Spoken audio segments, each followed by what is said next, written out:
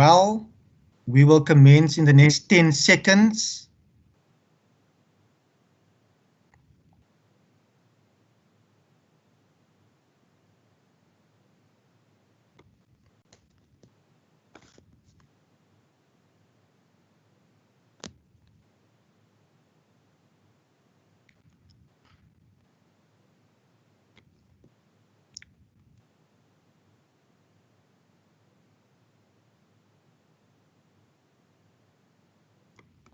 Good morning, members. It is now 15 minutes past 10, and welcome to all members. Welcome to Minister Albert Fritz, as well as the acting head of the department, Advocate Pillay, any other officials and guests in attendance. I have received an apology from member Lorraine Botha, but once members introduce themselves, if a member is representing any other member, please indicate that clearly. I will now ask members to introduce themselves for the record. Good morning, Chairperson Wendy Philander, alternate member and standing in for member Lorraine Botha this morning. Thank you. Duly noted. Good morning, Chair. It's member Mesuli Kama, member of this committee. Thank you. Good morning, Chairperson Ferlin Christians, a member of this committee. Thank you. Good morning, Chair. Ayanda Barnes, member of this committee. Thank you. Good morning, Chair. Rachel Van Vogel, alternative member. Good morning, Chairperson Gillian Postman. Can you hear me? I can hear you clearly, Member Bosman. Thank you so much. I'll now hand over to the Minister for introductions, as well as the acting HOD, Advocate Pillay. No.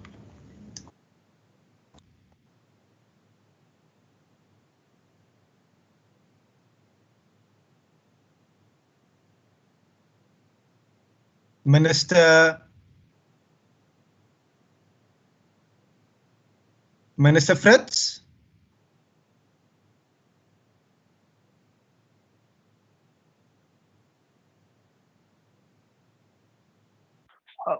Good morning, Chairperson.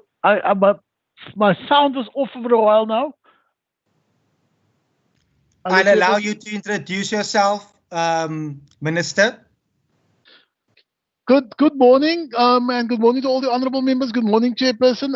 I'm Fritz. Sorry, this connectivity sometimes just play games. So good morning, very much, and I'm having my proudly enabled watch T-shirt on this morning.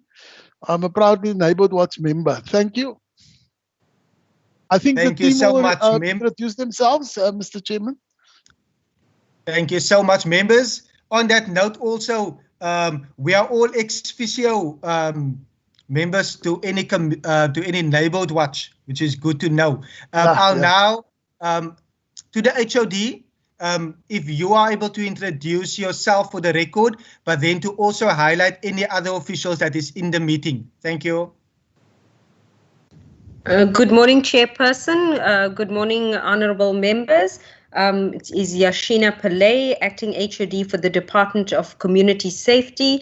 If you don't mind, Chairperson, I'm going to ask the officials to quickly introduce themselves in the order of Chief Directors and then CFO, as well as our other colleagues. Please, I'm afraid that I may miss someone if I have to do it myself. If you will allow me. Thank you, Chair. That is all in order. Lindy? Good morning, Chairperson. Good morning, honourable members. My name is Lindy Govender. I'm the Chief Director Management Support in the department.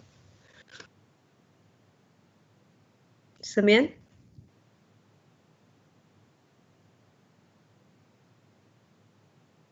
Sorry, Chairperson, I see that Mr. George is not in the meeting. I will call him into the meeting now. CFO?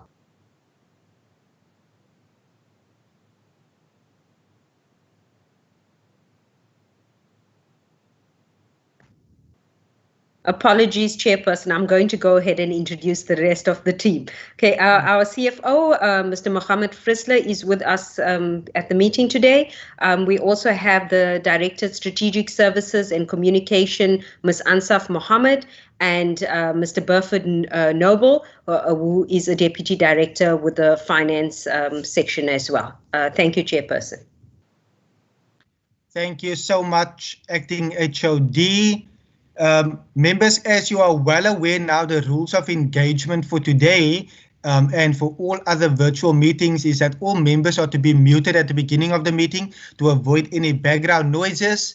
Also, if you wish to flag my attention, please raise your hand with the function on MS Teams. But once you have spoken, please lower your hand once your question or comment has been made. I will also suggest that all videos and audio to be switched off to improve the quality of the connection. However, if a member or the minister or the HOD or any other official is speaking, they may put their mic and video on. Directly afterwards, participants should switch off their mic once they have finished speaking. Members, the context for today is that, and the purpose for this meeting is our discussion and deliberation on vote number 4, community safety in the schedule of the Western Cape Adjustment Appropriation COVID-19 Bill 2020-21, and to consider the committee report on the discussion. I'll now afford the Minister and the Acting HOD the opportunity to make any introductory comments if they wish to do so. Thank you, Mr. Chairman, and thank you to all the members of the Standing Committee, honourable citizens of the Western Cape, members of the media. Honourable Chairman, as with all other departments, my department had a very difficult time that we had to execute its mandate under unprecedented constraints due to the lockdown.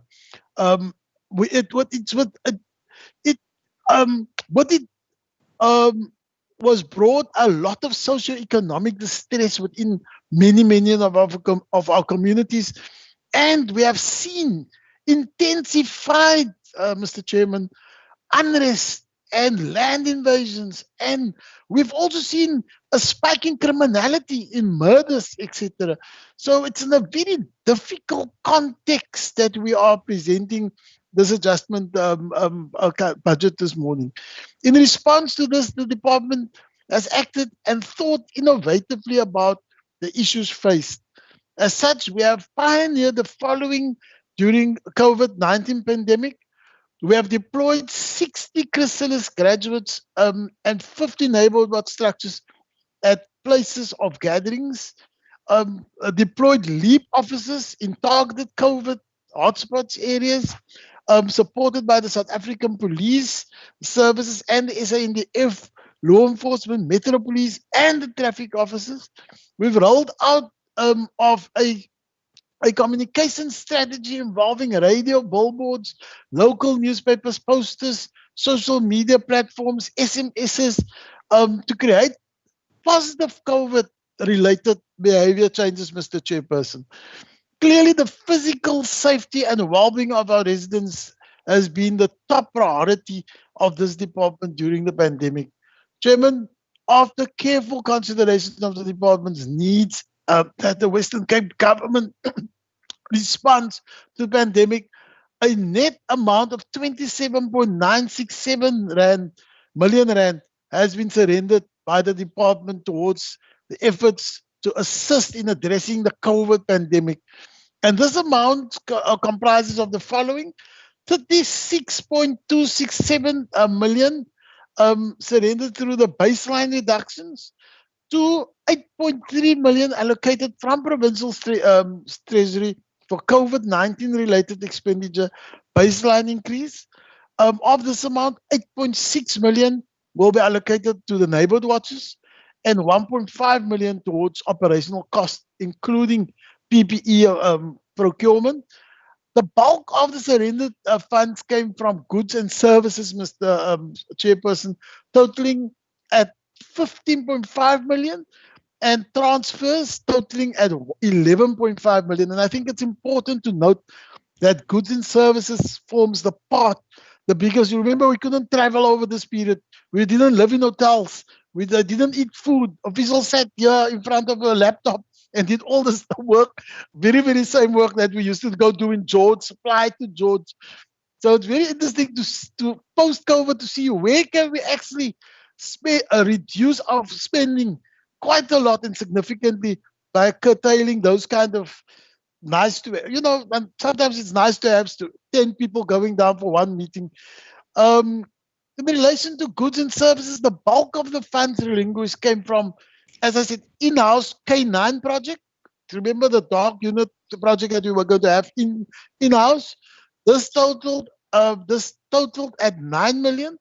The remainder amount of 6.5 came from operational costs relating to training, traveling, printing, government transport, cost and catering. And ultimately, Mr. Chairman, these are savings incurred as a result of the lockdown. The transfer payment surrendered amounts comprised of the following: 8 million from Chrysalis. They just couldn't have Chrysalis programs over COVID. They just had their first reduced program now, so just couldn't spend the money. 2 million from youth and safety religious partnership programs. No gatherings allowed. We couldn't have any programs with the religious sector. 2.7 million from expanded partnership programs. And this, I say, with a very hard, in Afrikaans, a swaar hart, that we gave back 2.7 million on the extended, because we could have given far more work to our youth that's unemployed to assist with COVID.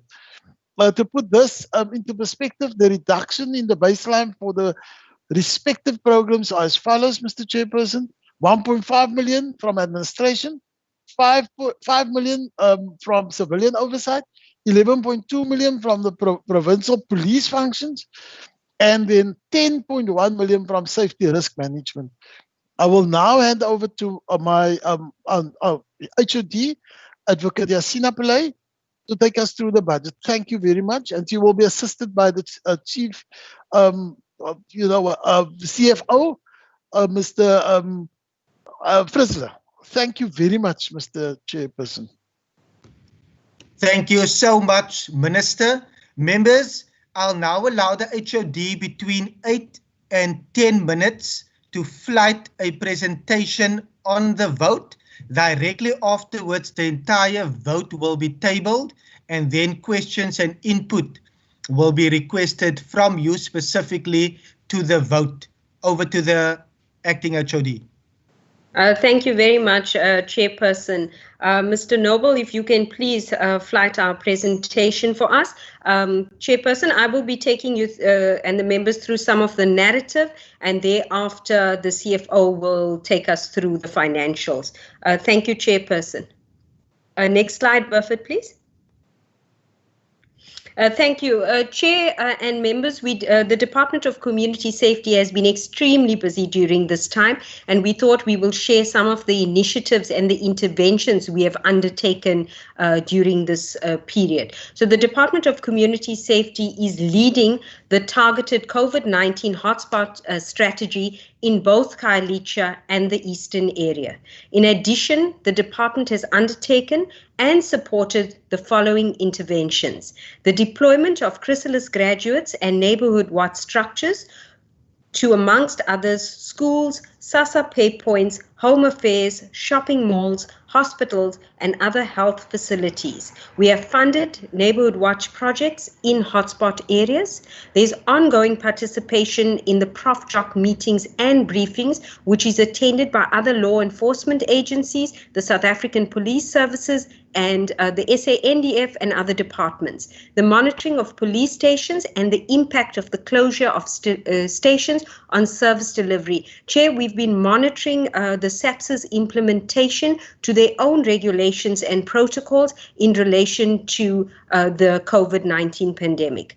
The monitoring of the deployment, compliance, arrest, and court appearances during this time, the monitoring of IPID recommendations, the deployment of LEAP officers in targeted hotspot areas to support the SAPS, SANDF, law enforcement, Metro Police and traffic officers, the development of a toolkit for SAPS together with the Department of Health and OHS protocols. And I need to say, yes, Chairperson and members, this has made a marked improvement in the manner in which SAPS has been dealing with the closure of police stations as well as the decontamination. Previously, the entire police station closed for a long period of time, many days, but now stations are opening either on the very same day after decontamination or the day after. And this has been due to the partnership between the Department of Community Safety, the Department of Health and the SAPS.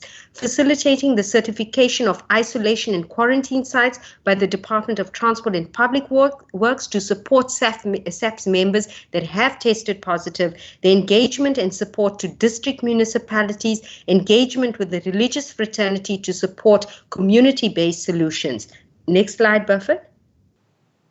The placement of peace officers and chrysalis graduates at local municipalities to assist during this time, briefing community volunteers on how to be vigilant, encourage social distancing and wearing of masks, the deployment of security personnel at hospitals and health centers, auditing of safety and security interventions at schools, research on law enforcement deployment, tracking the murder rate and criminal activity, daily monitoring of compliance by liquor outlets through the Western Cape Liquor Authority, the rollout of a communication strategy involving radio, billboards, local newspapers, posters, and social media platforms to create positive behavior change in civil compliance and adherence to the 5 golden rules of hygiene, monitoring GBV cases through the court watching brief program, publishing a domestic violence booklet with details of support organizations and a guide to securing a protection order, training of SAPS frontline members at community service centers,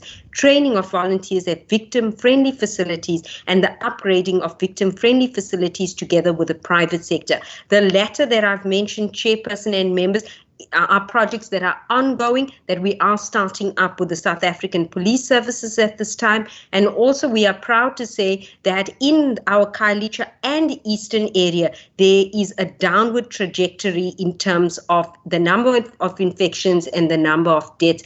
And we are positive and hopeful that the rest of the province will follow suit after this. I'm now going to hand over to the CFO or Mr. Noble to take us through the finance slides. Thank you, Chair. It's good morning, everyone.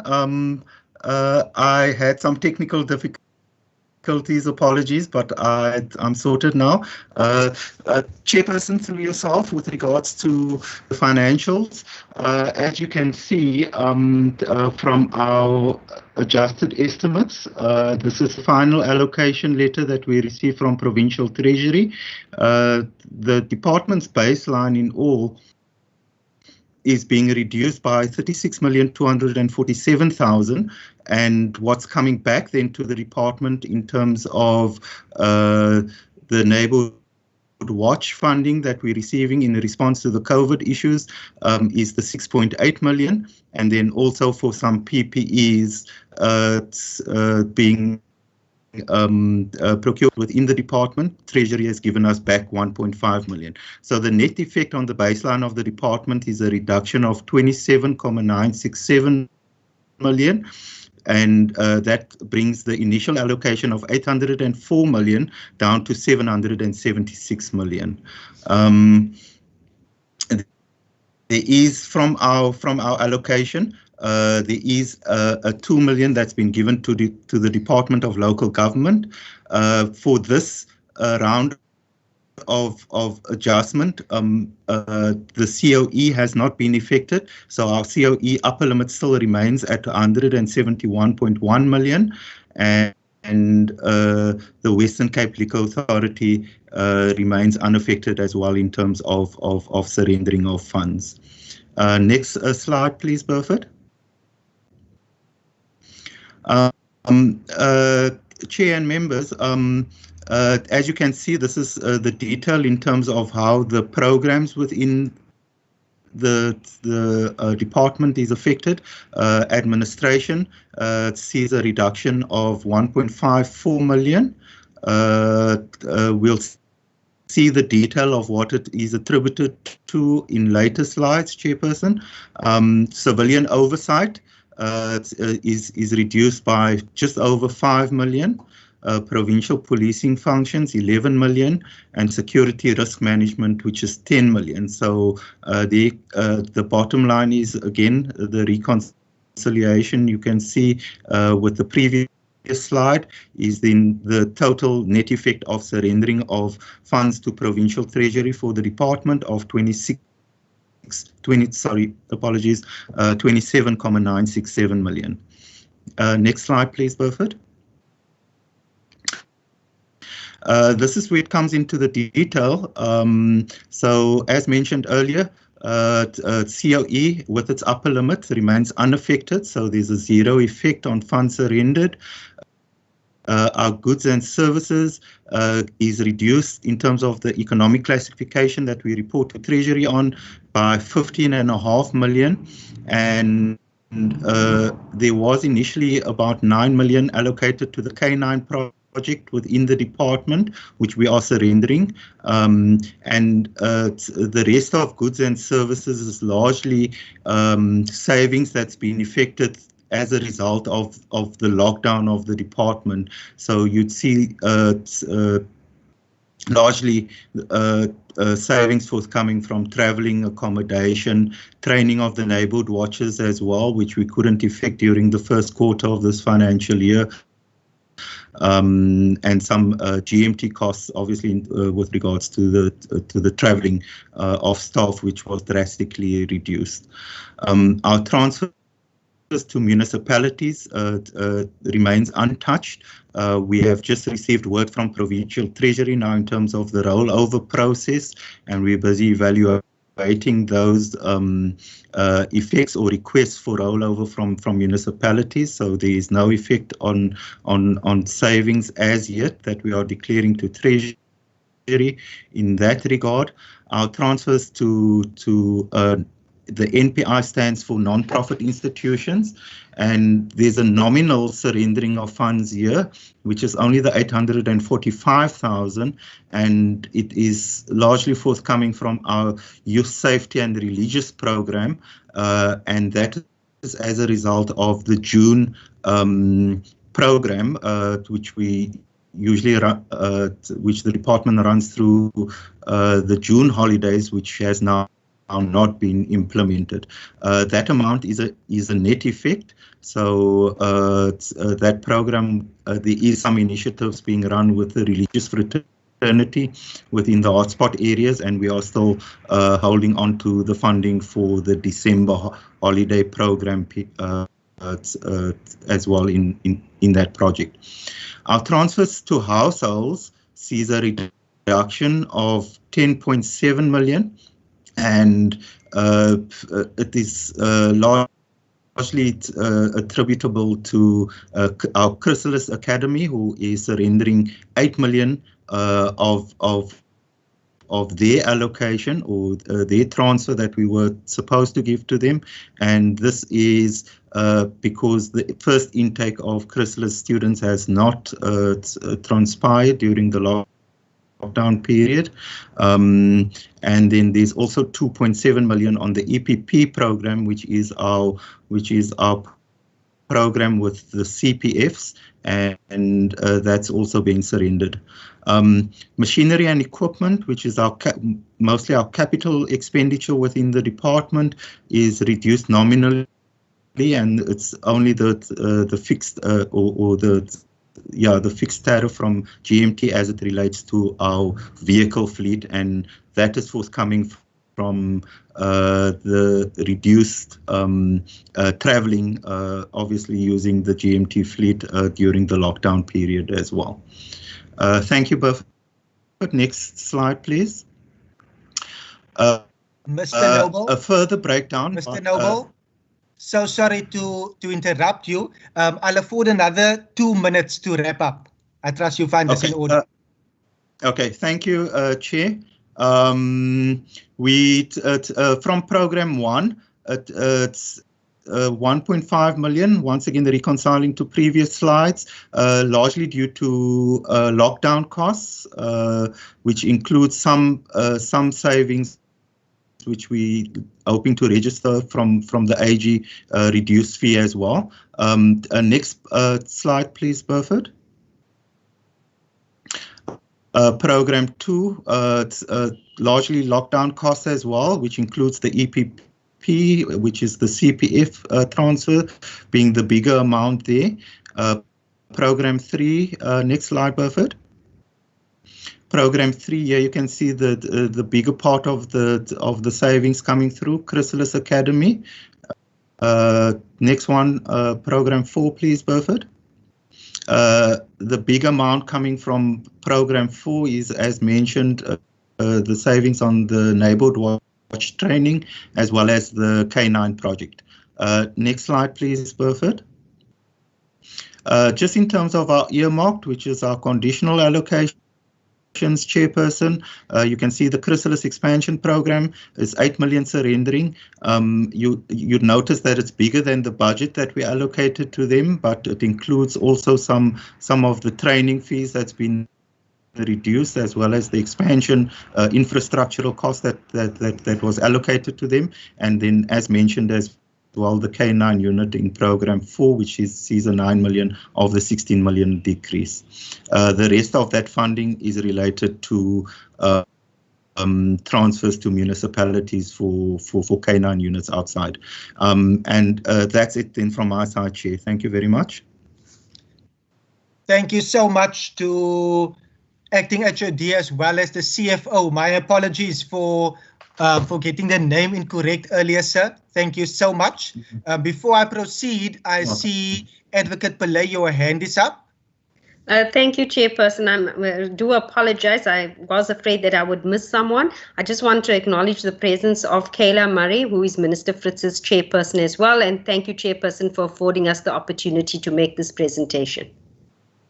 Thank you so much, Acting HOD. Members, on that note, I will now table the entire vote, which is found in the Blue Book, and allow me to explain again. It was emailed on the 27th via the administration, and it's pages 55 to 58. I will also then table the annexures, which is 59 to page 63. Questions and input will now be allowed from members based on the pages I mentioned, as well as the presentation. And if members can kindly ask questions related to the vote. We are now standing on 10:43. Let me first get an indication of which members would like to ask any question or provide input. If you can use the raise your hand function. I see member Kama. I see member Christians. Members, on that note, I've noted 2 members. I'll allow 2 minutes for each member to ask questions or comment pertaining to the specific vote. I now see member Kama.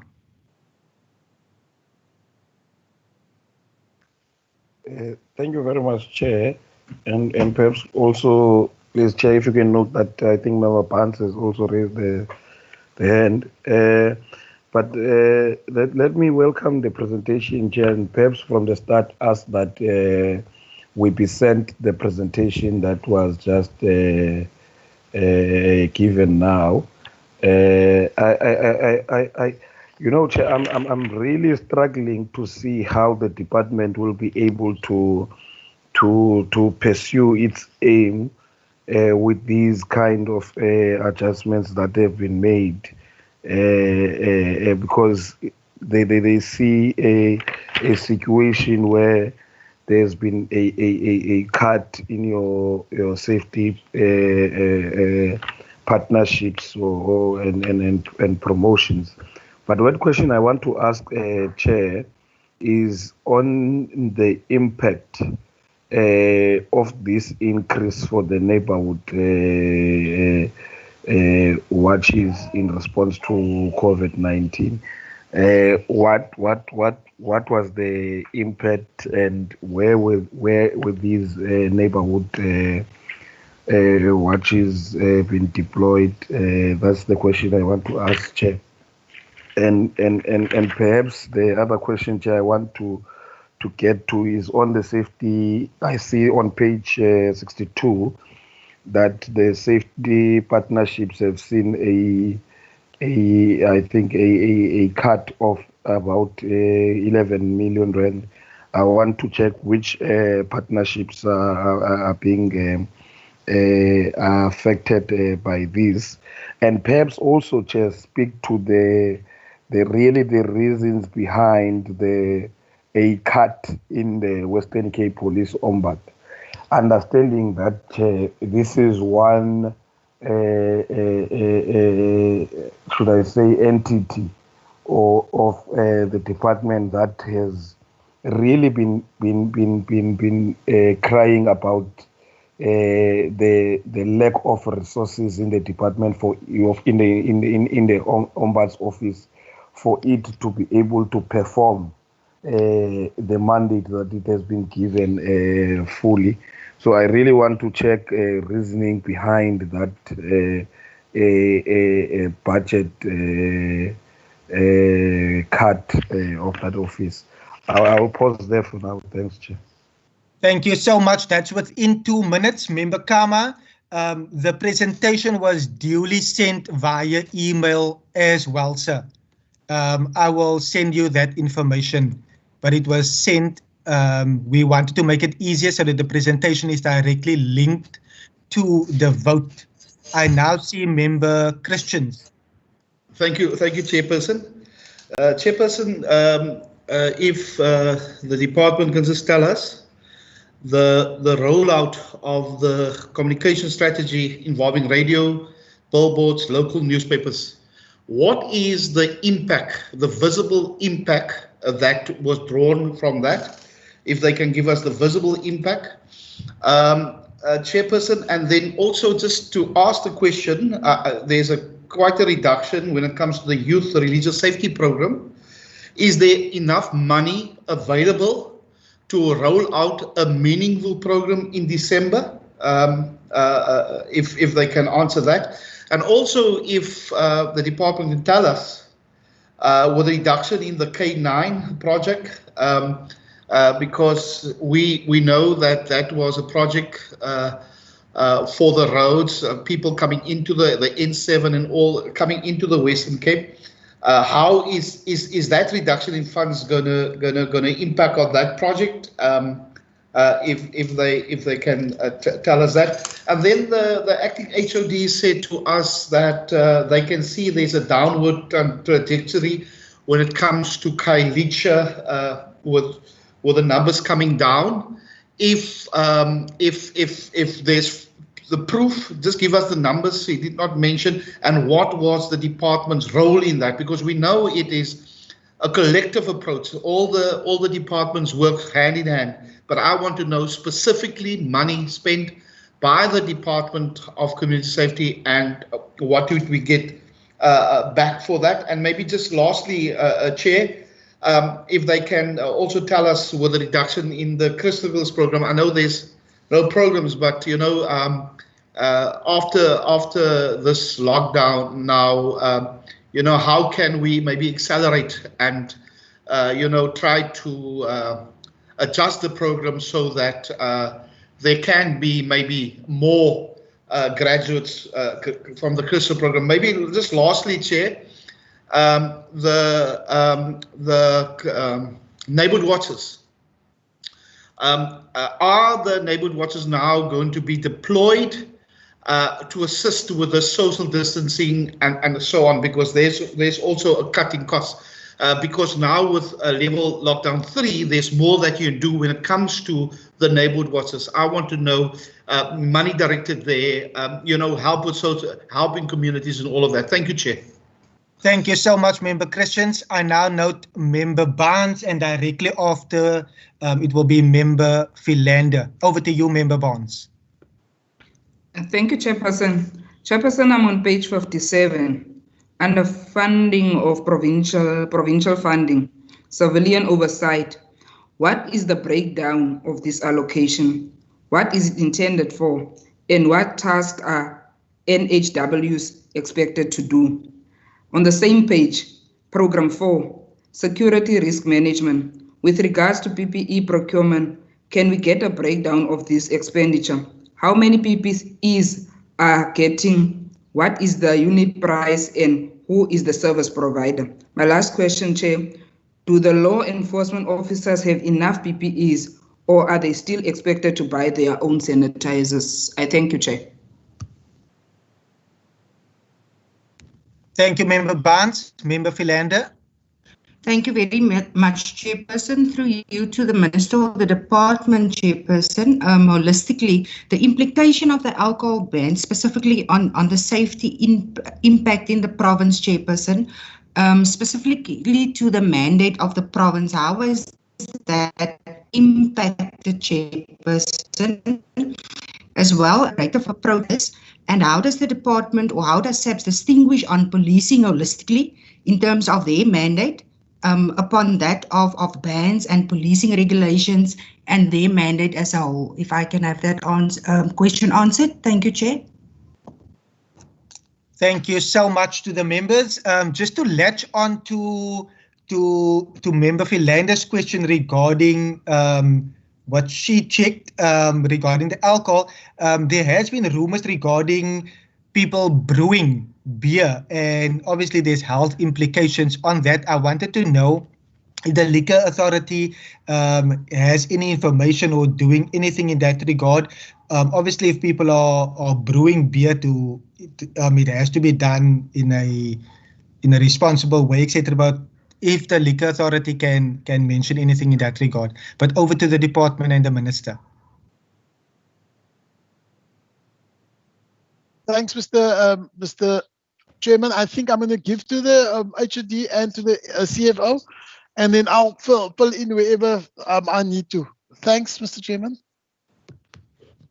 Thank you, Minister. Thank you, Chair, and thank you to the members for the questions that have been posed. Firstly, just to put the reprioritization and the budget cuts into context, due to the COVID pandemic, departments have had to reprioritize their budgets to be able to create funding that would be able to fund the health facility interventions as well as the Department of Transport and Public Works. So this is an unusual adjustment budget process to be able to do so. And all departments then had to look at their current budgets and then indicate to what extent we would be able to support the interventions that were required to deal with the pandemic, especially to the Department of Health as well as Transport and Public Works. So our Department of Community Safety then had to consider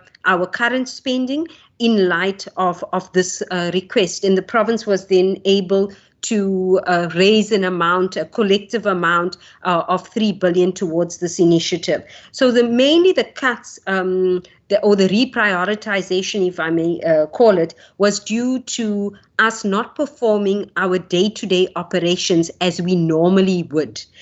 For example, there are traveling costs, the S&T costs, there are costs in relation to catering that we were able to then seed in relation to the need for our COVID pandemic response for the entire province. So firstly, I want to put that, say that.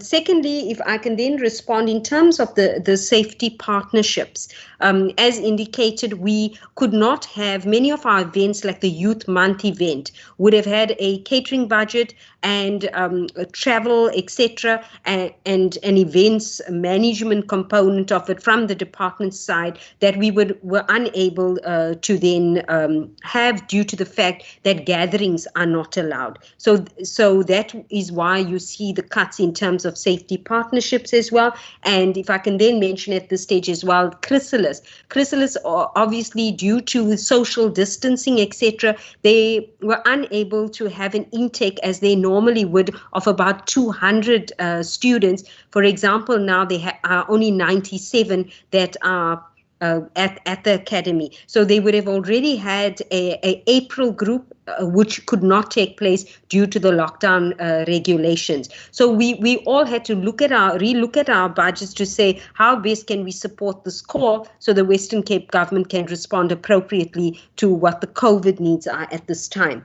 In terms of the Neighbourhood Watch projects, Chairperson and members, we will be able to provide a breakdown of exactly where the Neighbourhood Watches are currently deployed in the hotspot areas. So we did put out a call to accredited Neighbourhood Watchers. There was, in the hotspot areas, they are currently active and on the ground, the same with Chrysalis graduates that we have deployed in hotspot areas throughout the province. In terms of the Western Cape Police Ombudsman, it is the same, Chairperson. It is day-to-day operations, travel costs, hosting of awareness events, etc., that could not take place as planned due to the lockdown regulations, and that is the money that we've given up. In terms of the Youth Safety and Religion Partnership Program, yes, we have adequate funding to continue in the December and January holidays, Member Christians, and we will also then ascertain if we can run an Easter holiday program as well going forward. However, we are in talks with the religious fraternity to see how best we can have joint projects with them at this stage to support interventions in hotspot areas. I'm going to ask Ms. Mohammed to respond on the communication strategy and Mr. George to respond in terms of the K9 unit, but just to say that the K9 units are active in the city and the Swartland area at this time. Funding was not taken from those two projects, so they are up and running. In terms of the Chrysalis rollout, yes, it has been impacted. However, we are taking the regulations into consideration, ensuring social distancing, but running a program at this moment with 97 learners.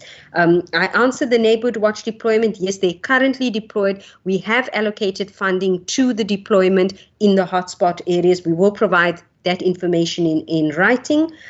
In terms of the civilian oversight, the budget, we CFO can reflect or buffer that specific slide if need be at this time, so you can see the actual allocation and as well as where the changes came in terms of the reprioritization.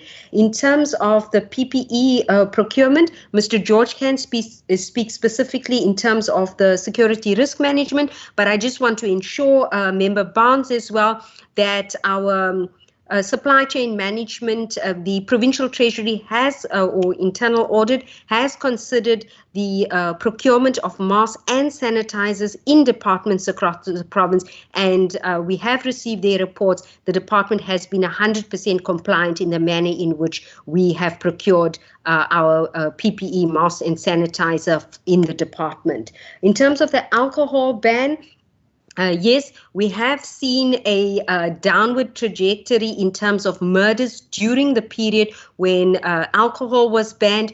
We are doing research in this regard. We cannot say 100% for certain that it can be attributed to the alcohol ban, but we are looking into this. The Western Cape Liquor Authority has been extremely active during this period as well. And I just want to find my notes. There have been 97 investigations that have been conducted by the Liquor Authority since the 27th of March. And of these, 44 have been placed on the Liquor Licensing Tribunal case roll. 34 licenses have been suspended now. Also, just coming back to a member Christian's questions in terms of the downward trajectory in the Khayelitsha and eastern areas.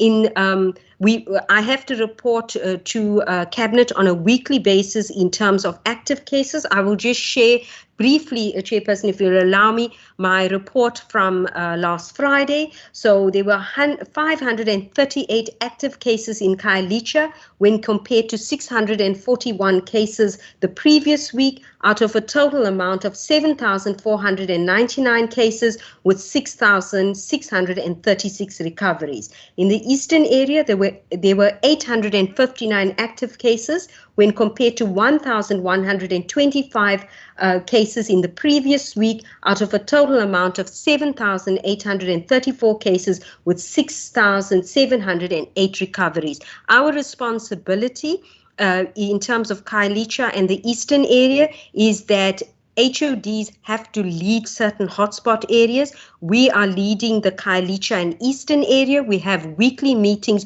with all Western Cape government departments, including the Department of Health, and the city is also present at the meeting, as well as the Khayelitsha Steercom, and we have to guide the interventions in those two areas as a collective. Chairperson, if you don't mind, I will now hand over to Ms. Mohammed, as well as Mr. Simeon George, as well as the CFO for any additional information at this time in relation to the questions that were posed. Thank you, Chair.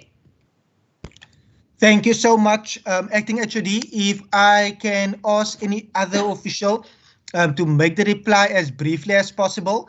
We are running out of time, but obviously then to get to the nuts and bolts of it, but as brief as possible. Thank you so much. Okay, thank you, Chairperson. Thank you, HOD.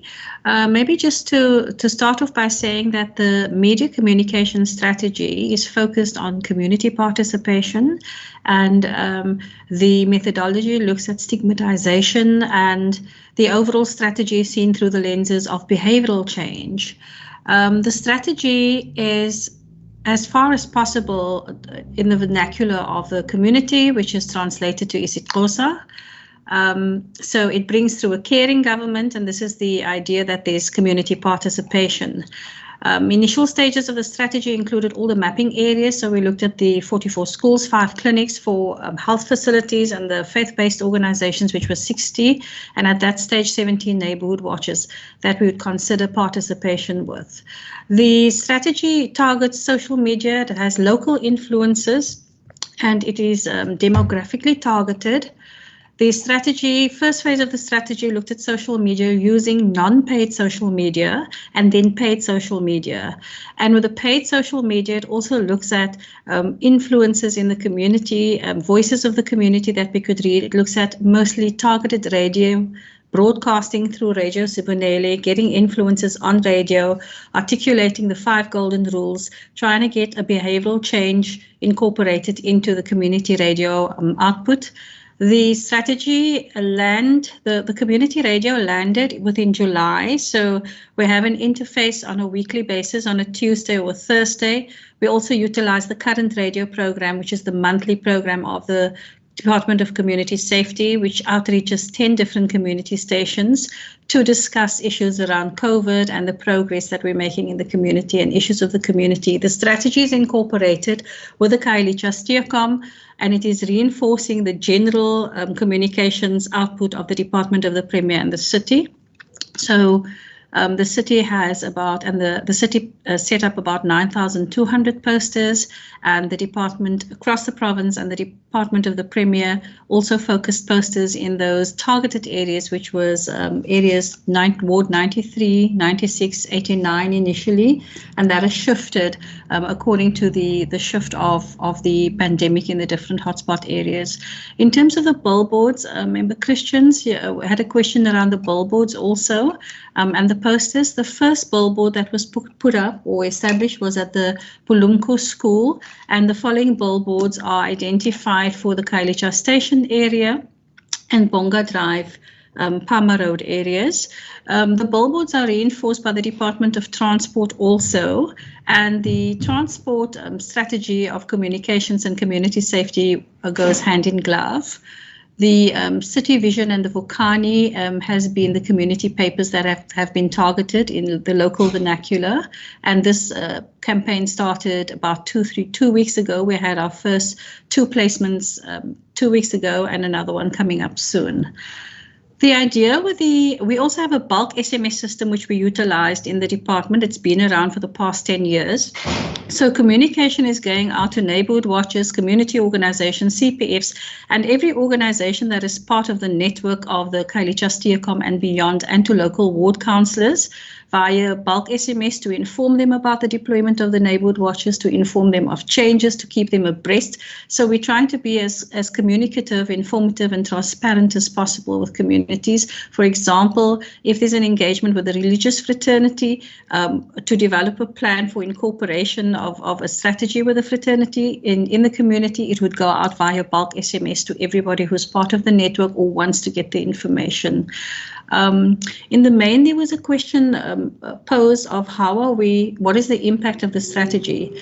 It is something we're grappling with, because the impact of what we're doing is behavioral change, and it's reinforcing the brand promise which is happening on the ground in an integrated way from the Department of Health and the Department of Community Safety. So at this stage, the initial strategy was looking at how do we delay transmission, and the strategy very fast cottoned onto how do we prevent transmission.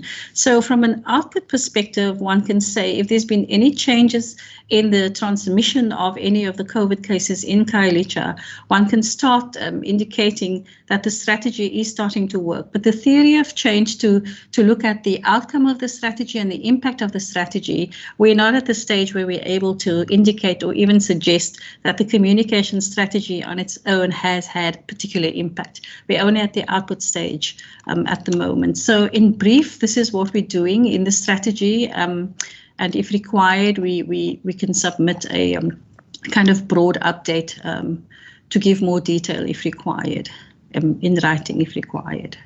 Thank you. Thank you so much. If I'll allow the department to wrap up in the next 2 minutes. Members, I still see many of your hands are still raised.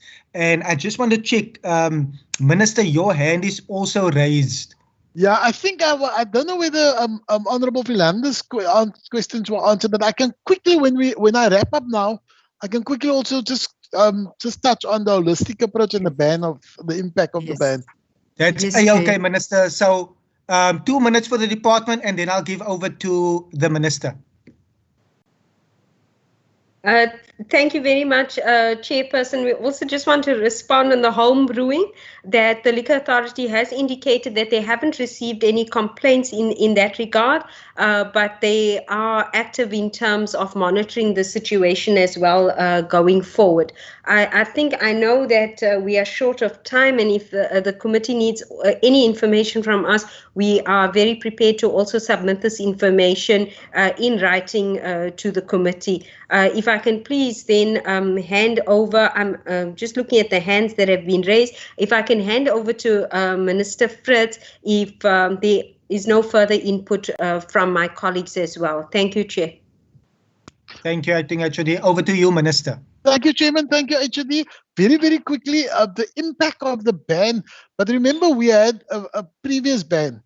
And I think what we are saying more and more with the Liquor Authority is that we're not necessarily in favor of a ban, a complete ban. Perhaps we can look at reducing hours, 3 days a week, like they had, Monday to Wednesday, perhaps, etc. But you can't also kill. This is the reality. We're going to move back after COVID to the reality. And we need to police that reality properly with enforcing underage, no underage drinking or access to alcohol, to look at premises and all of that. So I think just to directly answer you on your question, we did see a reduction at the time of when the ban happened in crime. And if we implement those legalistic measures, we may just see a similar kind of thing. And I must tell you, we want to work with the Medical Research Council, who's got very, very good proposals for alternatives to a ban, not necessarily a full ban.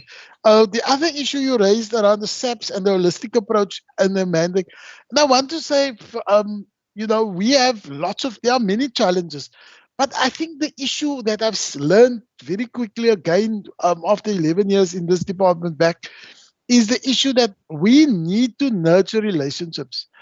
The SAPs work in a joint command operation. So it's SAPs, led by SAPs. You have the City of Cape Town, the Metro and the Traffic Police, and their law enforcement officers. You have also the provincial traffic officers. And remember, the provincial traffic officers are saying they can play a bigger role in also prohibiting or stopping crime.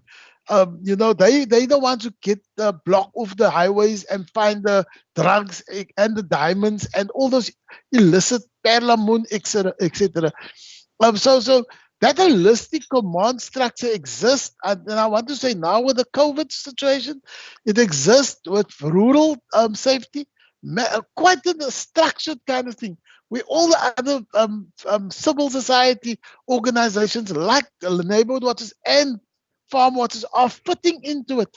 And I think we must continue to nurture that relationship between all law enforcement agencies so that we don't have this pickering while the criminals are laughing. And I want to say at 12 o'clock today, we're having a meeting. We have facilitated a meeting with the HOD, the PC, the General Matakata, and the acting ED of the executive director of the city to really sort out all these nonsense and differences that's happening in that space. But so that one can get, Honorable Philander, a holistic approach to fighting not only crime, social ills, violence prevention, also get violence prevention programs off the ground so that our youngsters don't become criminals, that they get other opportunities that divert them away from crime and make them great citizens of this. Thank you, sir. Thank you, Minister. Members, with your indulgence, please allow me to close off the section in terms of the vote for now. During our resolutions, further information and any request can be jotted down in terms of getting a reply in writing. I trust that you all find that in order. We are now at 12 minutes past 12. So allow me to thank the department, thank the minister and all the officials for your input and for answering the questions. Again, thank you. It's always welcoming to be engaging with you in this regard. You are now officially excused. Thank you so much. Thank you, Mr. Chairman. It's 11 minutes past. Thank you, members. Thanks. Is the meeting over? No, not yet. We still have another vote after this, members. If there's any request for information or resolutions, I see Member Kama and Member Barnes. Member Van Vogel. And Member Van Vogel. Thanks, Chair. Without wasting any time, I think the first recommendation, Chair, is really for you to raise with the programming authority to consider the issue of time allocated to this process, because really, like we had the department up until 10:40 making a presentation, and we did not have enough time to really ask the questions, and there were some questions that were not really responded to. That's one, Chair. One thing I wanted to check, Chair, is I remember we made a resolution in terms of having the city of Cape Town law enforcement to do the presentation in the committee. So I wanted to just revisit that, Chair, that it forms part of our program as a committee. Thanks. Thank you, Member Barnes. Sorry, Chair, I just forgot to lower my hand earlier. Thank you, Member Van Vogel.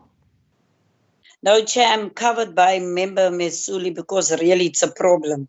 We can't sit with the department for 3 minutes and we can't even ask questions because, it's not acceptable. No, I thank you so much. I totally hear your views.